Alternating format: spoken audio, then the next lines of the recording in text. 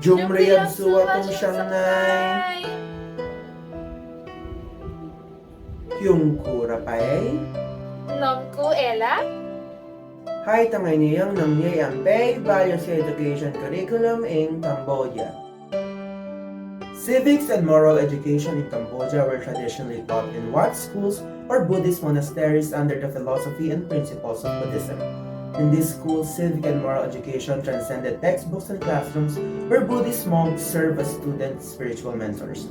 On the other hand, contemporary civics and moral education follow a holistic philosophy where total development happens when a person reaches their maximum potential. One's experience as a member of a larger community is essential, and thus human dignity is the prioritized value. The traditional end goal of civics and moral education is to promote civic and moral values among the learners.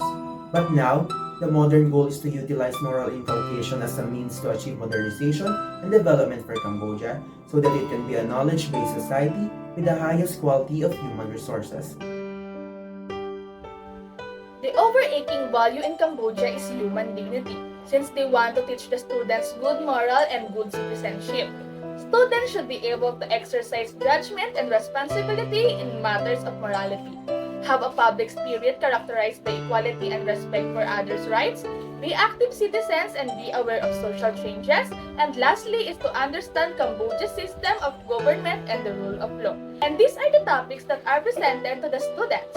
In grade 7, they focus on knowing and discovering oneself and potentials. Grade 8 is relating well with others. Grade 9 is caring for my community.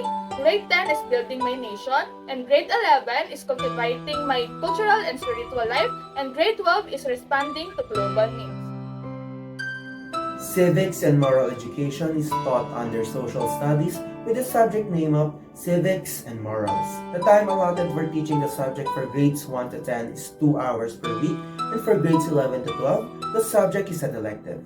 Khmer is the language of instruction, and the ideal strategies used to deliver the lesson are experiential, student-centered, and process-oriented, where the teacher only acts as a facilitator of the student's educational endeavor. However, the actual approach used is more textbook-based, in which the teaching-learning process is often based on a rote approach with very few opportunities for active learning by children.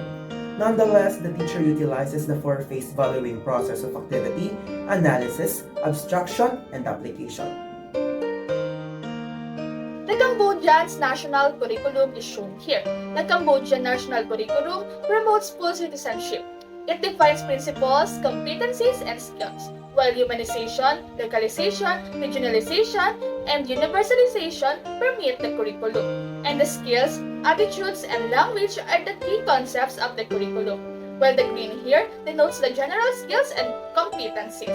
So to work in all fields, it fosters life skills and job training. While in the moral and civic education, King Sihanouk stressed that Cambodian history, culture, literature, civic, and moral education to combat colonial attitudes and thinking and foster national pride. Cambodian students should graduate with national and civic pride, high standards of moral and ethics, and a strong belief in being responsible for their own future. Also, because of the dangers to people's rights that existed in earlier eras, the government prioritized teaching about human rights. So they think human rights education is most effective when incorporated into civic and moral education.